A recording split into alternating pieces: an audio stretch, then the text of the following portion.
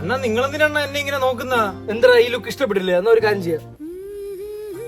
എന്റെ ആദ്യത്തെ catering service പൂടിച്ച് നിങ്ങളൊക്കെ എന്താ ഇത്ര റൊമാൻറ്റിക് ആയിട്ട് നോക്കാം. ഇതാ റൊമാൻറ്റിക്. മതിയടാ. ഒന്നും അറിഞ്ഞോണ്ടല്ലോ അണ്ണാ. പിന്നെ മനഃപൂർവ്വം? അതെ. നിനക്ക് എവിടെ നിന്ന് കിട്ടിടാ ഇങ്ങനെയുള്ളവന്മാരേക്കാ? ഇത് എങ്ങനെ കറക്റ്റ് എന്റെ ടീമിൽ തന്നെ ഒന്ന് കേറി? അല്ല അണ്ണൻ പെട്ടെന്ന് വിളമ്പാ ആളെ വേണമെന്ന് പറഞ്ഞോണ്ട് ഇവന്മാരെ. നീ എന്തോന്നൊക്കെ വിളമ്പിട്ടുണ്ടോ മോനെ? വെള്ളം. നീ എന്തോന്ന് വിളമ്പിട്ടുണ്ട്? എന്തോ ഈ പറയുന്ന? ഞാൻ വെച്ച കപ്പിലാ അവൻ വെള്ളം ഒഴിച്ചത്. ഗുലാബ് ജാം എന്തിനുള്ളതാണ്? തിന്നാൻ. കുട്ട അതല്ല, ഈ ഗുലാബ് ജാം നമ്മൾ വിളമ്പുമ്പോ എവിടെയാണ് കൊണ്ട് വെക്കേണ്ട? പ്ലേറ്റില്. മരത്തടി മൊണ്ണേ, ഈ ഗുലാബ് ജാം കല്യാണത്തിന് എവിടെയാണ് കൊണ്ട് വെക്കേണ്ടത്? എവിടെയാണ്, എന്തിലാണ് കൊണ്ട് വെക്കേണ്ട? പറ. ആൾക്കാരൊക്കെ ഉള്ള സ്ഥലത്ത്.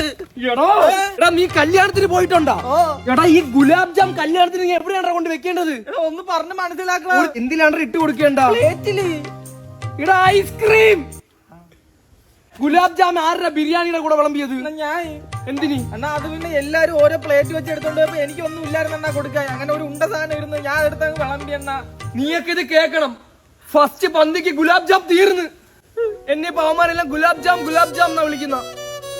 ആ പെണ്ണ് കല്യാണം കഴിച്ച് പോയാ എന്തോ പോയി. അയ്യേ